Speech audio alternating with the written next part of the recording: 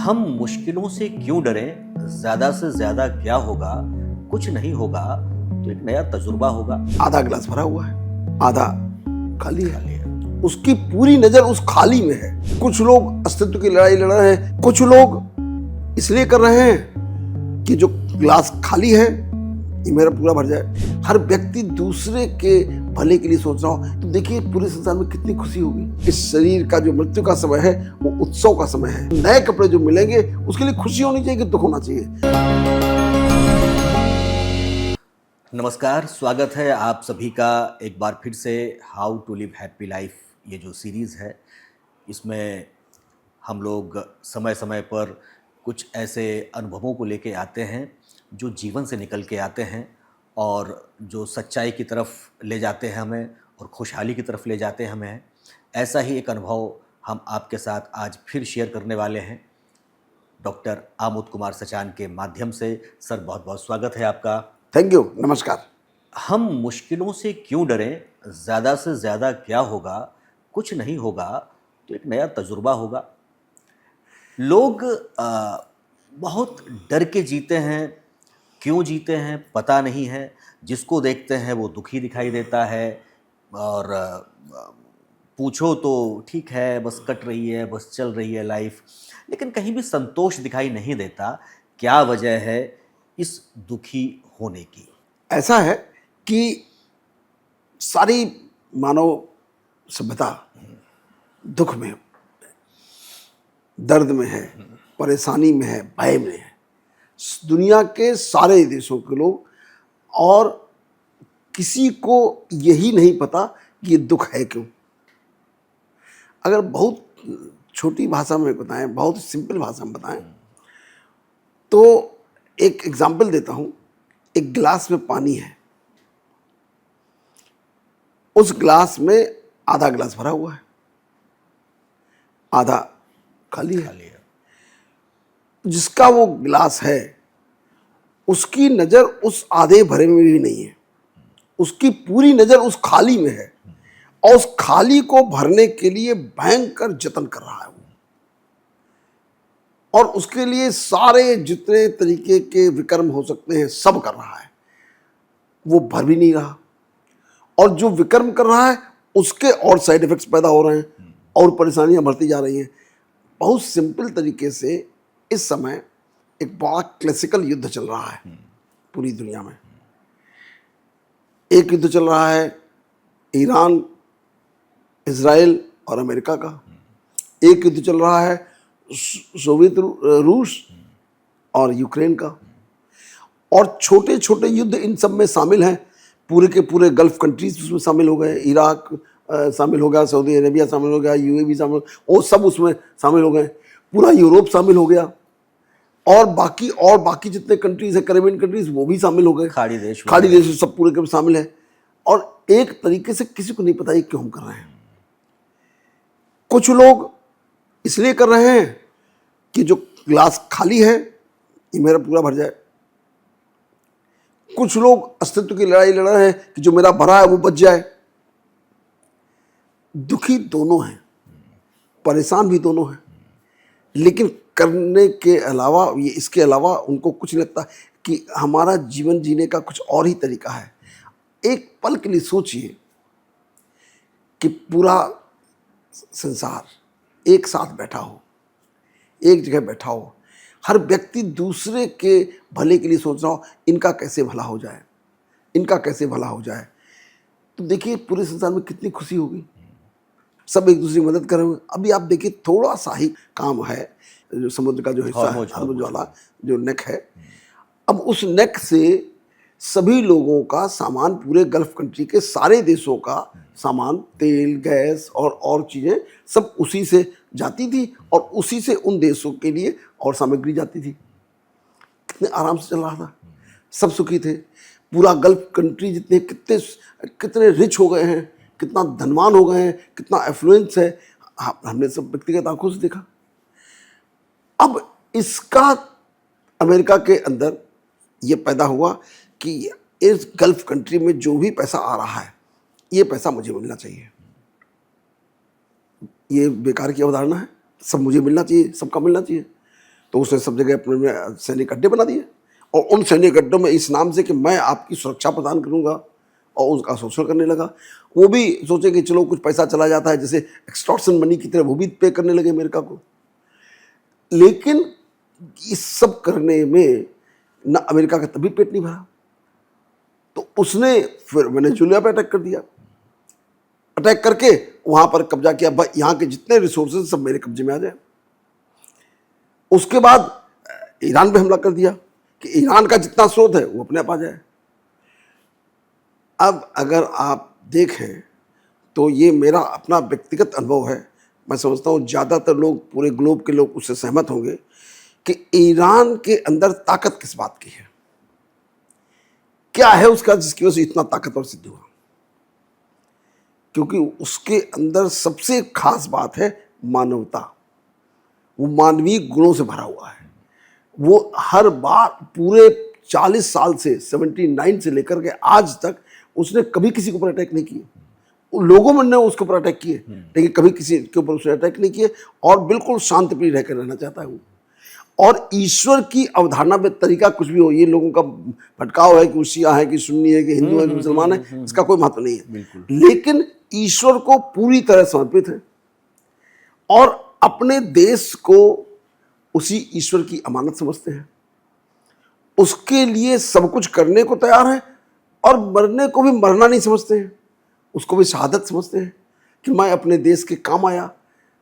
एक तरफ है इजराइल में और अमेरिका में लोग आर्मी में भर्ती होने को तैयार नहीं है, उनसे जबरदस्ती भर्ती कराया जा रहा है, वो भाग रहे हैं।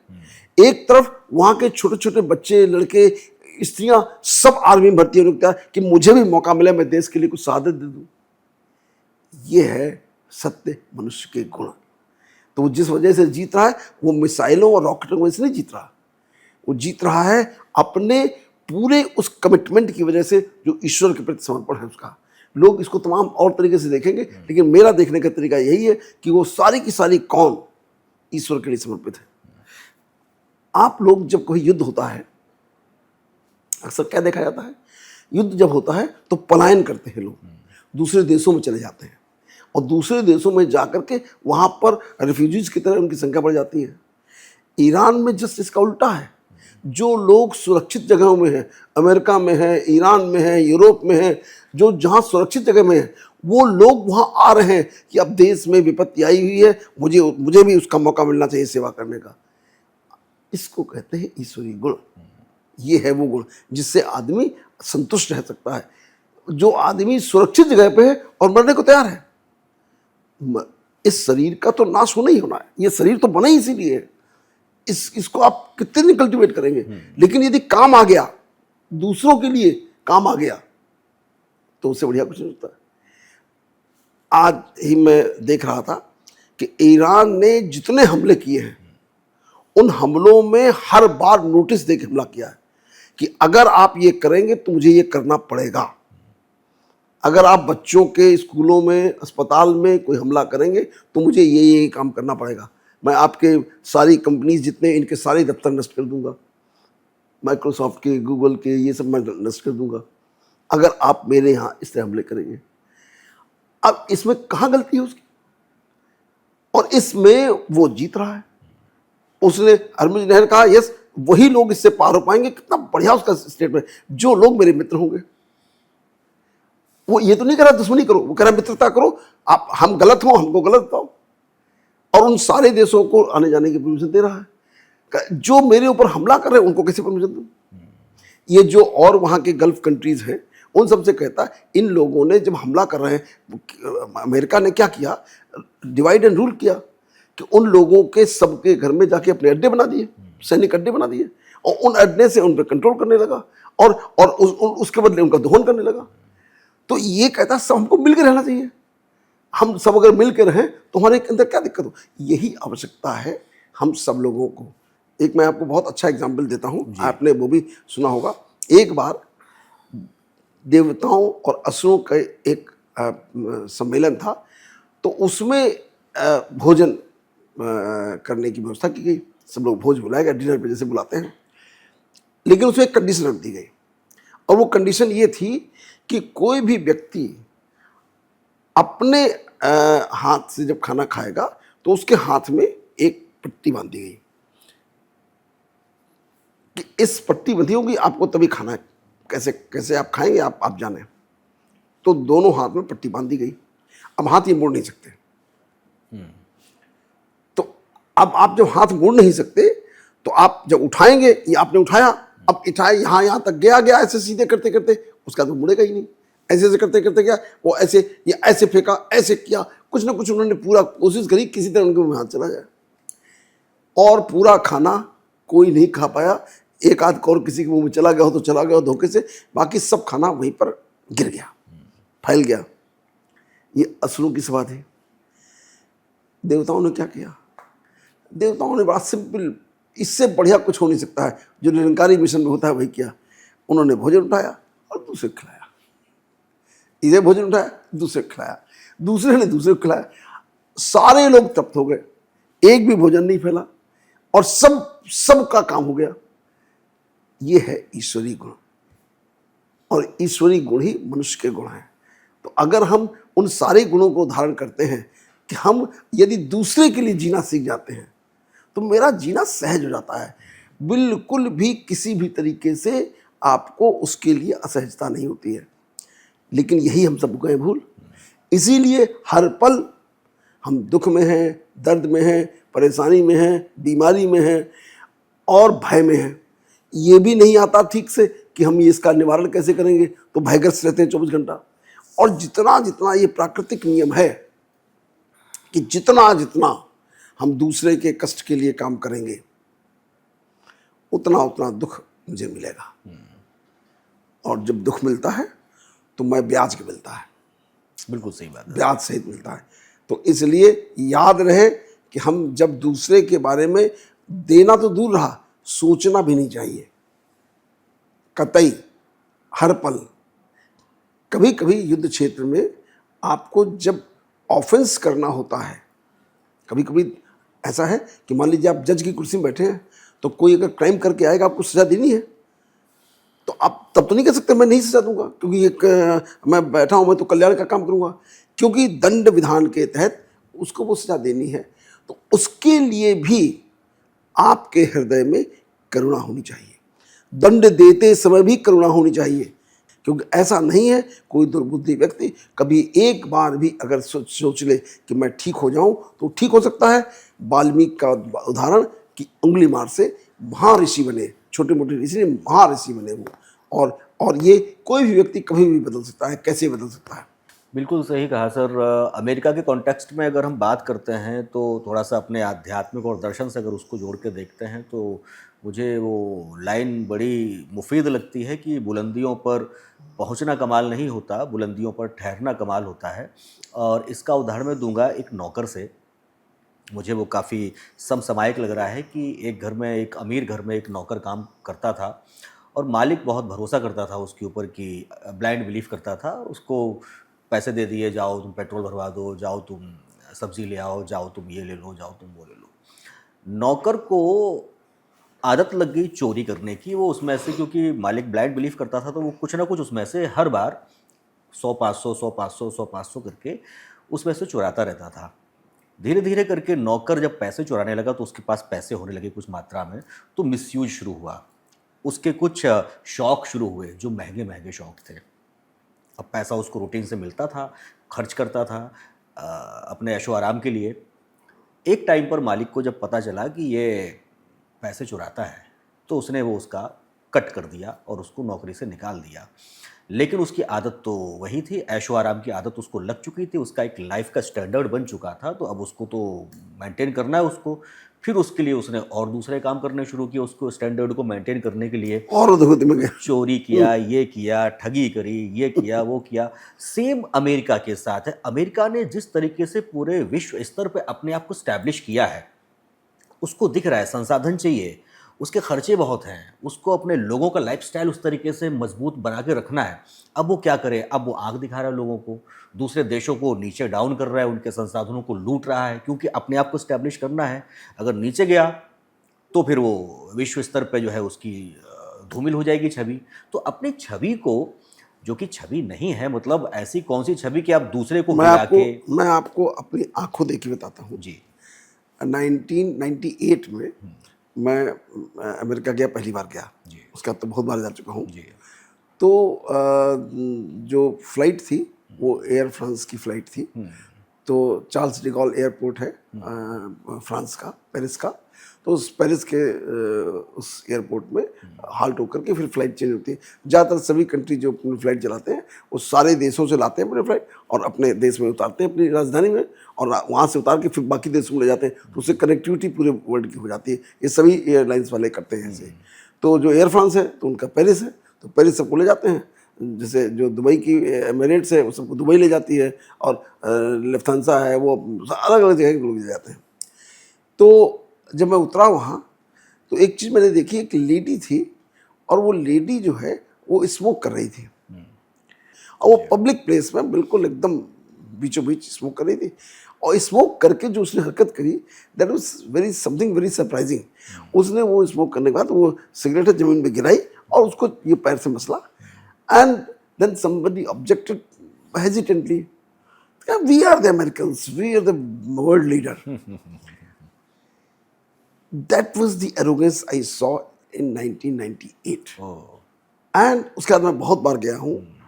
उन लोगों ने जो इनिशियल अमेरिका था, जो मैं 1776 की बात करता जो हूँ, अब्राहम लिंकन का और उस जो समय का था, जो जॉर्ज डब्ल्यू वाशिंगटन ने बनाया था, वाशिंगटन ने बनाया था। वो अमेरिका बिल्कुल डिफरेंट था। उसकी वजह से अमेरिका यहाँ तक पहुँचा। जो पॉलिसीज उसने बनाई, उसने पॉलिसी बड़ी सिंपल बनाई, बहुत कठिन पॉलिसी नहीं थी।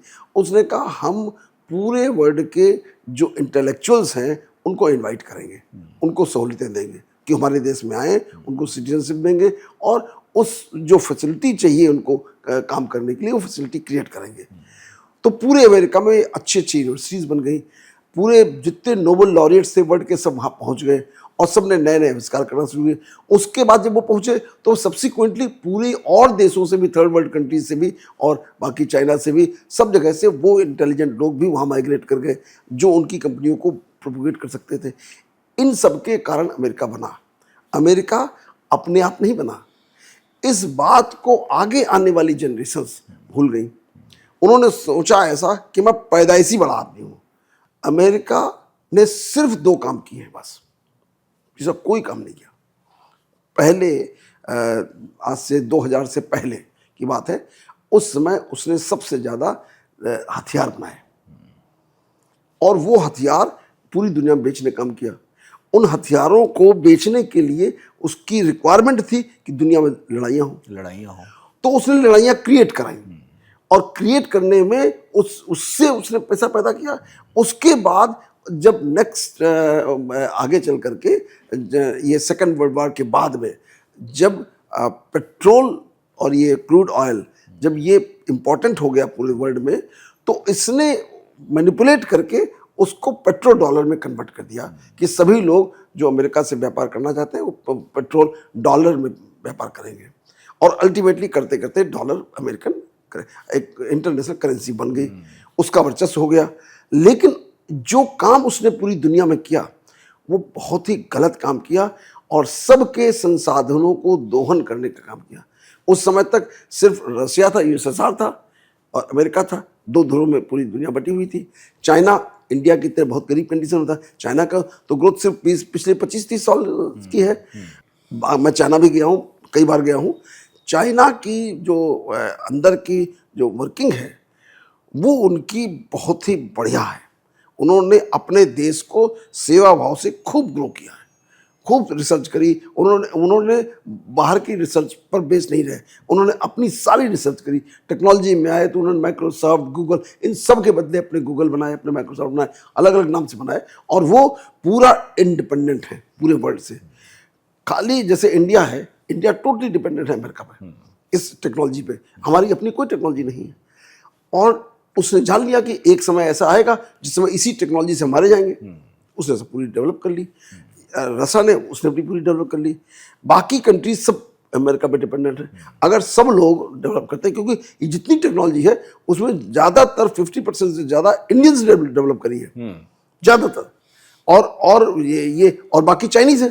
चाइनीज़ और वेरी इंटेलिजेंट कॉम, ऐसा चाइनीज़ डफर नहीं है, बस उनके यहाँ पर पॉलिटिकल सिस्टम थोड़ा हमारे देश से डिफरेंट है। वो उन्होंने कम्युनिस्ट सिस्टम है, लेकिन वो कम्युनिज्म भी उनका यूनिक स्टाइल का है। कम्युनिज्म भी उनका एक तरीके से कैपिटलिस्ट कम्युनिज्म है।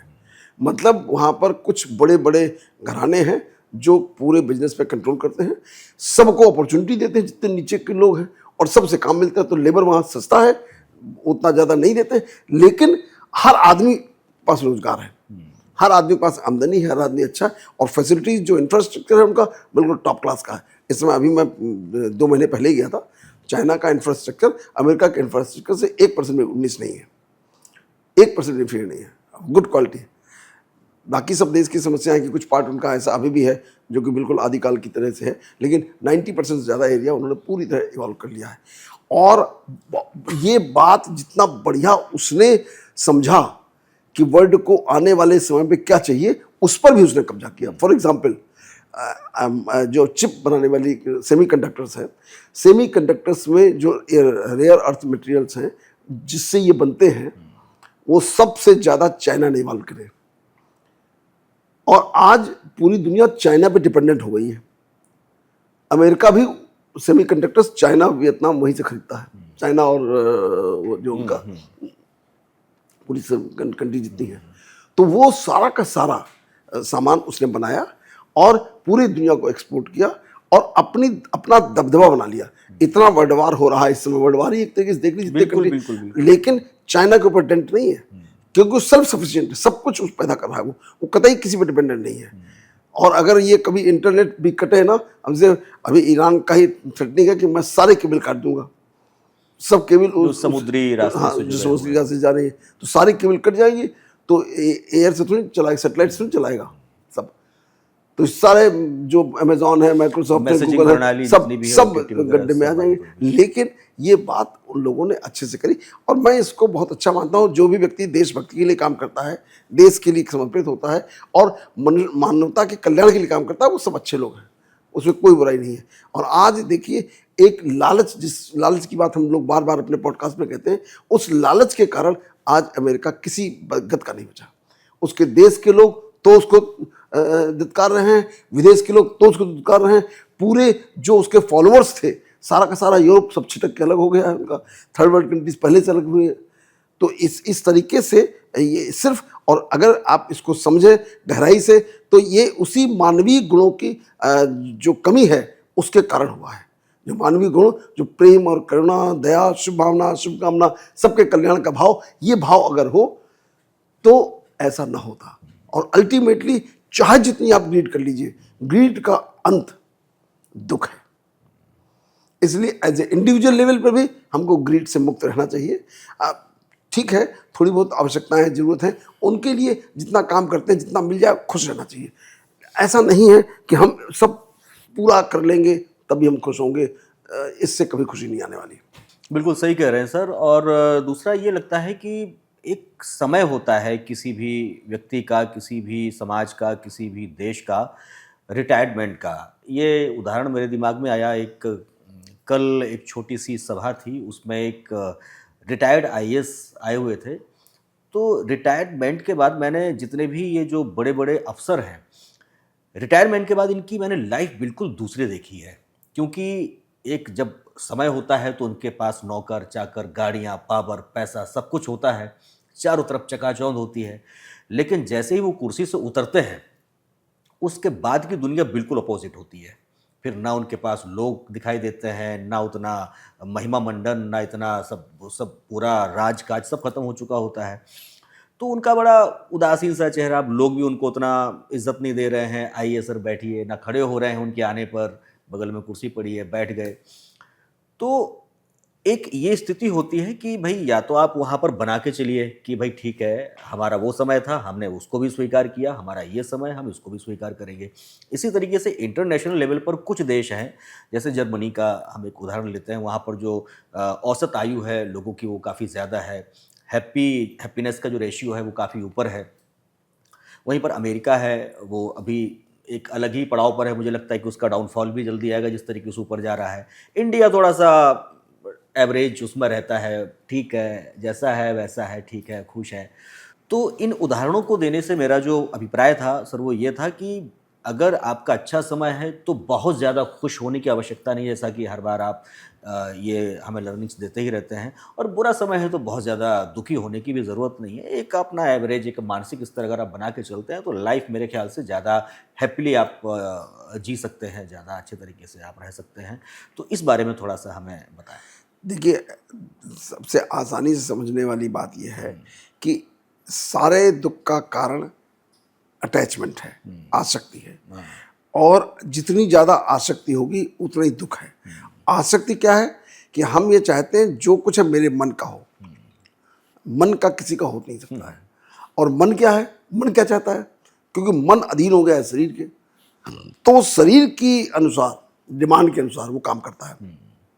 वो चाहता है जो बढ़िया घर है, बढ़िया गाड़ी है, बढ़िया नौकरी है, बढ़िया परिवार है, बढ़िया पैसा है, धन है, संपत्ति है, ऐश्वर्य है, ये सब कुछ मेरे को ही मिला है।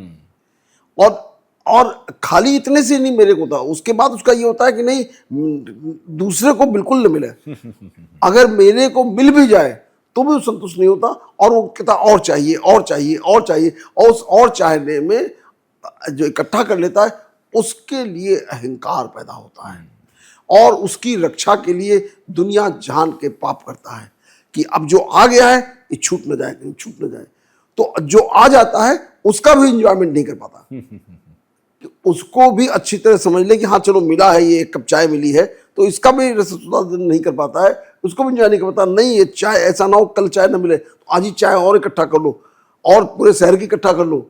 अभी आप देखते हैं जरा सी भी, अभी पिछले हफ्ते ही ये खाली सूचना आई कि गैस नहीं है, पेट्रोल कब मिल रहा है। लोगों ने पेट्रोल बाल्टियों में भरना शुरू कर दिया। लोग ले जाकर के बर्तनों में पेट्रोल लाने लगे, डीजल लाने लगे। लोग गैस, घर में एक सिलेंडर की जरूरत है, 3-3 सिलेंडर ला के रख दिए। जो स्कैर्सिटी नहीं है वो और पैदा कर दी। ये लोभ है, और ये लोभ इतनी गहराई से कि इसकी पूर्ति की ही नहीं जा सकती है। क्या ये 3 सिलेंडर से काम चल जाएगी? जिंदगी चल जाएगी? जिंदगी में अगर आपने 3 सिलेंडर रख लिया और खत्म हो गई गैस, क्या क्या होगा?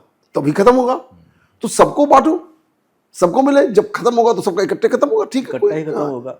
तो इसलिए लेकिन आप देखिए जितने भी इंडस्ट्रीज घराने हैं, जितने राजनीतिक घराने हैं, और जितने इंडिविजुअल व्यापारी हैं, सब इस तरीके की व्यवस्था देखते हैं कि बस मेरे बाद मेरी पुश्तों का, 7 पुश्तों का इंतजाम रहना चाहिए।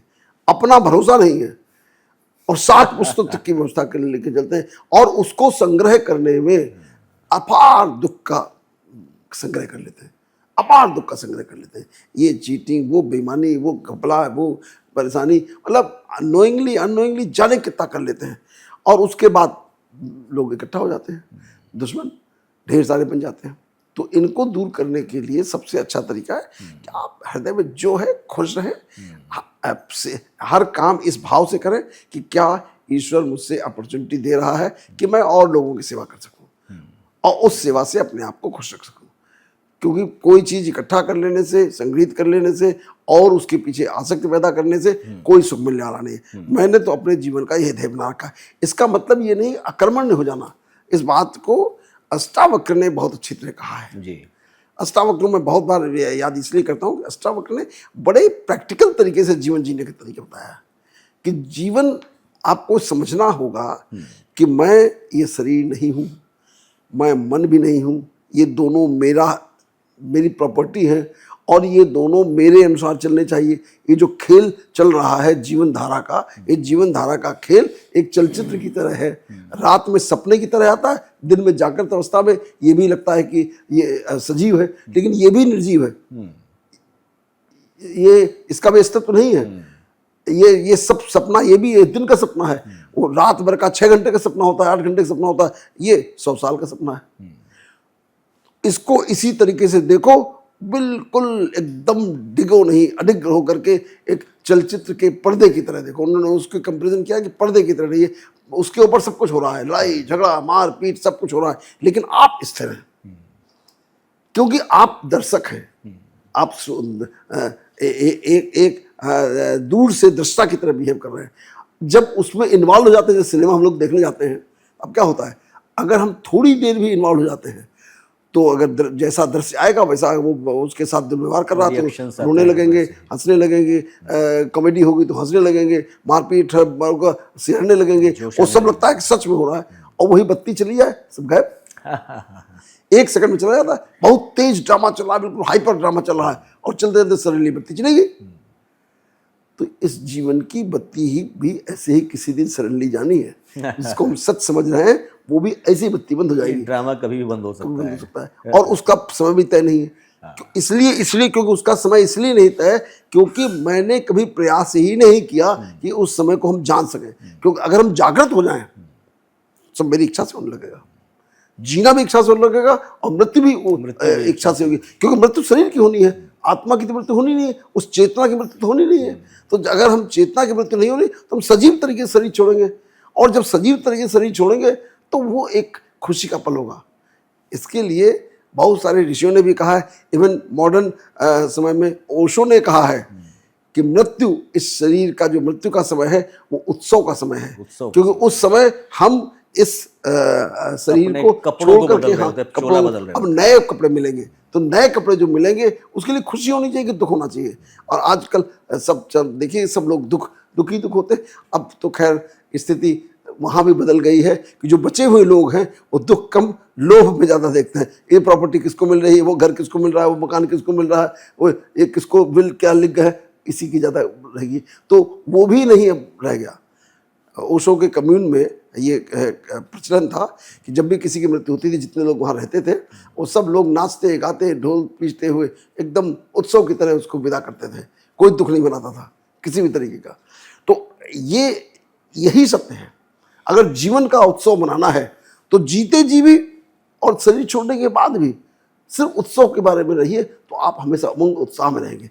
और उमंग उत्साह में रहेंगे तो उसी का रिजल्टेंट है मन, उसी के रिजल्टेंट है मन की कार्यविधि, और उसी के रिजल्टेंट है उसके द्वारा उत्पन्न होने वाली बीमारी।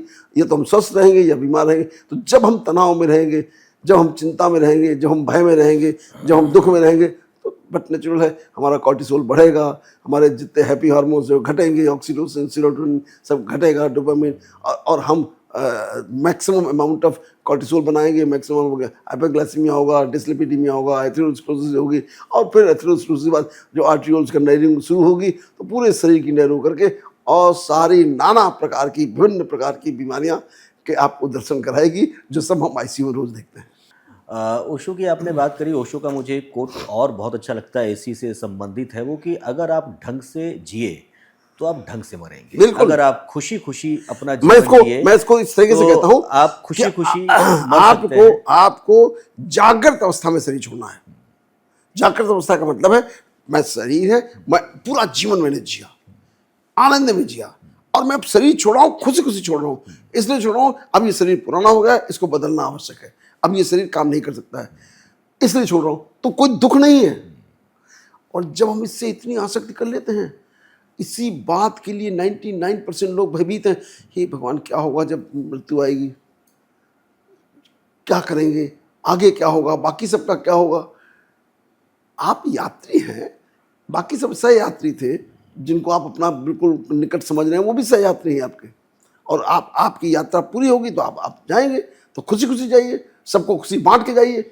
बजाय इसके, एक मुझे इसलिए याद है, बहुत एजेड थी और वो शरीर छोड़ने वाली थी, वो जागृत लेडी थी। यहीं के एक डॉक्टर हैं, उन्हीं की ग्रैंड मदर थी, और उन्होंने लास्ट अपने शरीर छोड़ने के एक हफ्ते पहले उन्होंने अपनी जितने उनके बक्से में, अलमारी में जितने सामान थे, सब में टैग लगाए उन्होंने। अच्छा।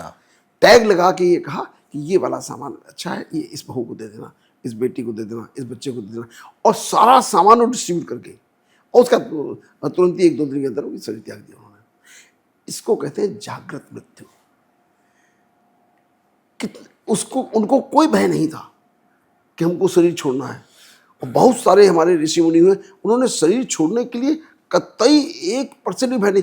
आज की तारीख में 99% लोग शरीर छोड़ने के लिए भयग्रस्त हैं। एक तो बीमारी पैदा की, पूरे जीवन में विकार पैदा किए, उस विकारों का रिजल्ट है बीमारी, और उसके बाद इस शरीर की आसक्ति। तो बीमारी इतनी जबरदस्त होती है कि वो शरीर छोड़ते नहीं बनता। अब तड़प तड़प के शरीर छोड़ते हैं। चूँकि हम ये कह सकते हैं कि मैं उन लोगों में से हूँ जिसको इस बात का अनुभव रोज़ होता है।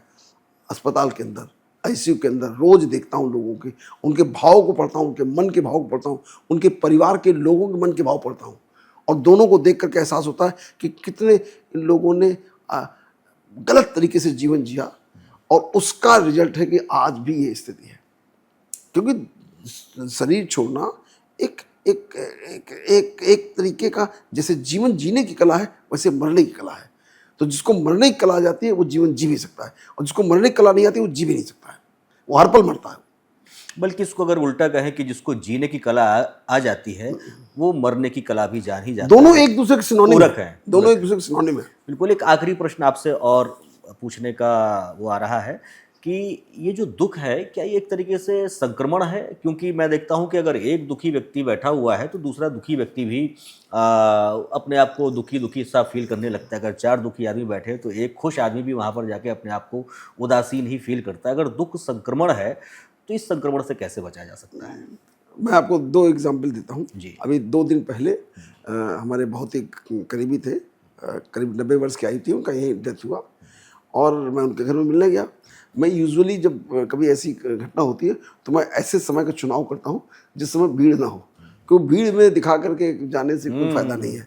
तो मैं बिल्कुल शांति काल में गया, बैठा उनकी भाभी जी के साथ में, और मैंने जितनी देर बैठा उतनी देर में मैंने उन सब के दुखों को दूर कर दिया।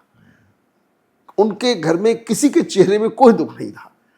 मैंने कहा सबने, बताओ भाई साहब आज गए हैं, उन्होंने इस परिवार को बनाने में कितनी परिश्रम किया, उनको जान लगा दी। आज उनके लिए तो मुझे कृतज्ञ होना चाहिए, और जो उन्होंने परिपाटी चलाई, जो किया, उसको आगे बढ़ाने का काम करना चाहिए, जिससे कि उनको भी खुशी मिले। जहाँ से भी उनकी आत्मा तृप्त हो रही हो तो देखे कि हाँ कितना बढ़िया है। एक दिन मैं और एक एग्जाम्पल का, एक हमारे कॉलेज के ही सीनियर प्रोफेसर जो हेड थी, उनकी डेथ हुई, और उनकी डेथ के बाद मैं उनके पास गया। इंसिडेंटली उनका लड़का भी एचओडी था, प्रेजेंट एचओडी था, वो पहले की एचओडी थी। तो जिस तरीके का माहौल था गमगीन, तो मैंने कहा ये बताओ, अच्छा उसको मैंने बिल्कुल एकदम चेंज किया। मैंने कहा ये बताइए आप क्या चाहते हैं? वो अपनी आयु पूर्ण करके गई हैं, कोई उन्होंने कोई ऐसा तो नहीं कि बिल्कुल अल्पायु में मृत्यु हो गई है। पूरा जीवन जिया, अच्छे से उन्होंने नौकरी करी, और रिटायरमेंट के बाद भी उन्होंने जीवन, उनको सत्संग करने का था, उनका ग्रुप था, वो करती थी, और उसमें भी उन्होंने आनंद से रही। और एक समय आया शरीर छोड़ दिया। अब ये बताओ, यदि तुम उनको इतना प्रेम करते थे तो क्या चाहते हो कि शरीर छोड़ने के बाद उनकी आत्मा अतृप्त रहे, और जो भेजोगे वही उनको मिलेगा।